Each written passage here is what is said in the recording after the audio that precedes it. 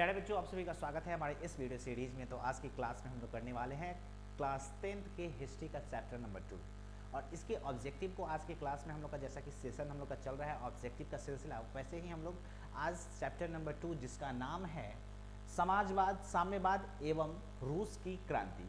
और आपको ये जो दिखाई दे रहा है यहाँ पे हमने जो ऑब्जेक्टिव उठाया है ये बड़ा ही शानदार एक गाइड है भारतीय प्रकाशन का। उस गाइड से हमने भारतीय प्रकाशन के गाइड से यहाँ पे ऑब्जेक्टिव को उठाया है और आपको मालूम चल जाएगा देखकर कि ऑब्जेक्टिव का इस जो भारतीय प्रकाशन में लेवल है वो कितना अच्छा है। और लगभग इस चैप्टर से या हर एक चैप्टर से हमने देखा है ऑब्जेक्टिव काफ़ी अच्छा उसमें उठाया हुआ है।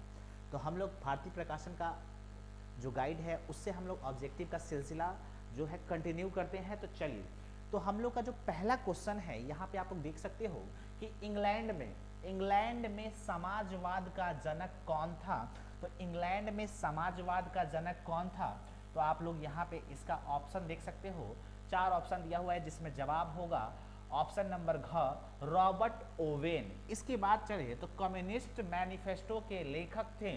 कम्युनिस्ट मैनिफेस्टो के जो लेखक हैं वो हैं कार्ल मार्क्स और फ्रेडरिक एंजेल्स। कार्ल मार्क्स और फ्रेडरिक एंजेल्स, ठीक है। इसके बाद अगले क्वेश्चन पे चले, तो अगले क्वेश्चन को हम लोग देखते हैं, थोड़ा सा हम इसको ऊपर करते हैं। देखिए यहाँ पे अगला जो क्वेश्चन है वो है चार्टिस्ट आंदोलन हुआ था, कहाँ पे हुआ था। तो चार्टिस्ट आंदोलन ब्रिटेन में हुआ था। कहाँ हुआ था? ब्रिटेन में हुआ था। इसके बाद अगला है वर्ग संघर्ष की अवधारणा किसने प्रस्तुत की। तो वर्ग संघर्ष की जो अवधारणा है वो मार्क्स ने, ठीक है, कार्ल मार्क्स कह सकते हैं, कार्ल मार्क्स ने प्रस्तुत की थी। अगले क्वेश्चन के ऊपर चले, तो अगला जो क्वेश्चन है वो हमारा कुछ इस प्रकार से है। 1917 ईस्वी की पहली रूसी क्रांति को किस नाम से जाना जाता है। तो ये जो नाम है वो है फरवरी की क्रांति। कौन सी क्रांति? फरवरी की क्रांति। तो 1917 ईस्वी की पहली रूसी जो क्रांति थी उसे किस नाम से जाना जाता है? फरवरी क्रांति के नाम से, ठीक है। अगले क्वेश्चन के ऊपर चले, तो नवंबर 1917 ईस्वी की रूसी क्रांति का तत्कालीन कारण क्या था। तो तत्कालीन कारण जो था वो था प्रथम विश्व युद्ध में रूस की पराजय। प्रथम विश्व युद्ध में रूस की पराजय हो गई थी और यही नवंबर 1917 की रूसी क्रांति का तत्कालीन कारण बना था। अगले क्वेश्चन के ऊपर चले, तो अगला क्वेश्चन देखिए, लिखा हुआ है अप्रैल थीसिस किसने तैयार की। अप्रैल थीसिस किसने तैयार की। तो इसका जो सही जवाब हो जाएगा वो होगा लेनिन ने। किसने? लेनिन ने। अगला क्वेश्चन है कि पेट्रोग्राड की क्रांति, जिसको हम लोग फरवरी क्रांति के रूप में सत्ता, ठीक है, फरवरी क्रांति के रूप में जानते हैं इसके, तो क्या लिखा हुआ है कि पेट्रोग्राड की जो क्रांति थी के बाद रूस में सत्ता किसके हाथ में आई। तो जो फरवरी की क्रांति या पेट्रोग्राड की क्रांति थी इसके बाद सत्ता किसके हाथ में आई। तो इसका सही जवाब हो जाएगा केरेंस्की के हाथों में आई।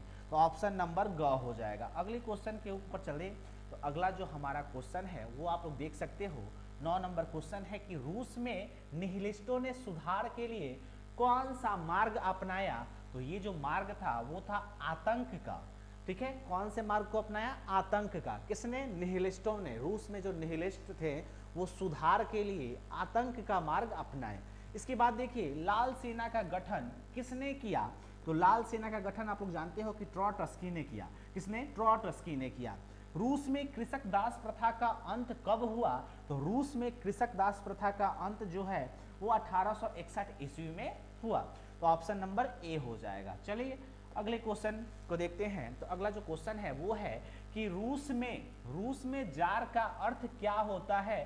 तो रूस में जार का अर्थ जो होता है रूस का सम्राट होता है। क्या होता है? रूस का सम्राट। याद रखिएगा। साम्यवादी शासन का पहला प्रयोग, साम्यवादी शासन का पहला प्रयोग कहाँ हुआ था। तो साम्यवादी शासन का पहला प्रयोग रूस में हुआ था। आपको देख सकते हो कि इस गाइड में क्या लेवल है क्वेश्चन का दिया भी है यहाँ पे कि बोर्ड एग्जाम में कब पूछा हुआ है। 13 में पूछा हुआ है, यहाँ 11 में ये क्वेश्चन आया हुआ है। तो ये सारा चीज़ इसमें दिया हुआ है, इसीलिए हमने इस टॉपिक को उठाया, इस ऑब्जेक्टिव को इस गाइड से उठाया है। इसका लेवल हमें बहुत अच्छा लगा और ये भारतीय प्रकाशन का गाइड है, ठीक है। अगले क्वेश्चन के ऊपर चलते हैं। तो अगला जो क्वेश्चन है वो है लेनिन की मृत्यु कब हुई थी। तो लेनिन की जो मृत्यु है वो कब हुई थी? तो ऑप्शन नंबर घ हो जाएगा 1924 ईस्वी में। कौन? 1924 ईस्वी में। इसी प्रकार से 15 नंबर क्वेश्चन है, यूरोपियन समाजवादी कौन नहीं था? तो यूरोपियन समाजवादी कार्ल मार्क्स नहीं थे। ठीक है। वार एंड पीस किसकी रचना है? तो वार एंड पीस जो है वो किसकी रचना है? तो यहाँ पे इसका सही जवाब हो जाएगा वार एंड पीस टॉल्स्टॉय की रचना है। किसकी रचना है? टॉल्स्टॉय। बोल्शेविक क्रांति कब हुई? तो बोल्शेविक क्रांति कब हुआ? नवंबर 1917। नवंबर 1917 में बोल्शेविक क्रांति हुआ था। इसके बाद चले तो अगले क्वेश्चन के ऊपर। तो अगला क्वेश्चन आप लोग देख सकते हो। अगला जो क्वेश्चन है, ब्रेस्ट लिटोवस्क की संधि किन देशों के बीच हुई थी? तो ये था जो देश वो है रूस और जर्मनी के बीच हुई थी। ब्रेस्ट लिटोवस्क की जो संधि है वो दो देश कौन है? रूस और जर्मनी के बीच हुई थी। इसके बाद अगर हम बात करें अगले क्वेश्चन का, तो समाजवादी भावना का उदय मूलतः किस शताब्दी में हुआ था? तो समाजवादी भावना का उदय मूलतः किस शताब्दी में हुआ था? तो इसका सही जवाब हो जाएगा 18वीं शताब्दी। 18वीं शताब्दी। अगले क्वेश्चन के ऊपर चले तो अगला जो क्वेश्चन है हमारा वो है कि समाजवादी चिंतक सेंट साइमन कहाँ का निवासी था? तो ये जो समाजवादी चिंतक था जिसका नाम था सेंट साइमन, वो कहाँ का निवासी था? तो फ्रांस का निवासी था। कहाँ का निवासी था? फ्रांस का। इसके बाद 1917 ईस्वी की रूसी क्रांति के समय किसका शासन था? 1917 ईस्वी की रूसी क्रांति के समय किसका शासन था? तो ये जो शासन है वो था निकोलस द्वितीय का। किसका? निकोलस द्वितीय का। अगले क्वेश्चन के ऊपर चलते हैं। अगला जो क्वेश्चन है हमारा वो क्वेश्चन है कि चेका क्या था? ठीक है, चेका क्या था? तो चेका क्या है? तो यहाँ पे विशेष पुलिस दस्ता है। चेका क्या है? विशेष पुलिस दस्ता। सोवियत संघ का विघटन किस वर्ष हुआ था? तो सोवियत संघ का विघटन 1991 ईस्वी में हुआ था। कब हुआ था? 1991 ईस्वी में। अगले क्वेश्चन पे हम अगर बात करते हैं तो अगला जो क्वेश्चन है हमारे पास, कार्ल मार्क्स का जन्म कहाँ हुआ था? तो कार्ल मार्क्स का जन्म आप लोग जानते हो कि जर्मनी में हुआ था। कहाँ हुआ था?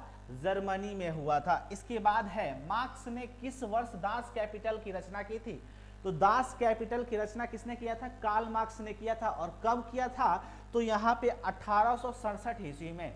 क्या हो जाएगा? 1867 ईस्वी में। कार्ल मार्क्स का जन्म कहाँ हुआ था? जर्मनी में, डेसाउ जर्मनी में हुआ था। और उसके बाद अगर बात करें तो मार्क्स ने किस वर्ष दास कैपिटल की रचना की थी? तो 1867 ईस्वी में। और आप लोग बता दो कि इसे किसका बाइबल कहा जाता था? ये भी क्वेश्चन पूछ सकता है। जैसे कि यहाँ है कि निम्नलिखित में किसे समाजवादियों की बाइबल कहा जाता है? तो वो है दास कैपिटल। दास कैपिटल को लिखने वाले कौन है? कार्ल मार्क्स हैं। और कार्ल मार्क्स का जन्म अभी अभी हमने देखा है कि कार्ल मार्क्स का जन्म कहाँ हुआ था? तो जर्मनी में। अभी हमने देखा है कार्ल मार्क्स का जन्म जर्मनी में। और इन्होंने दास कैपिटल की जो रचना है 1867 में किया था। और ये जो दास कैपिटल है वो समाजवादियों का बाइबल कहा जाता है। अगले क्वेश्चन के ऊपर चले तो अगला क्वेश्चन है, प्रथम अंतरराष्ट्रीय संघ की स्थापना कब हुई? तो प्रथम अंतरराष्ट्रीय संघ की जो स्थापना है वो 1975 में हुआ। कब हुआ? 1975 में। इसके बाद चले हम अगले क्वेश्चन के ऊपर। तो अगला जो क्वेश्चन है वो है कि द्वितीय अंतरराष्ट्रीय संघ का सम्मेलन निम्नलिखित में कहाँ हुआ?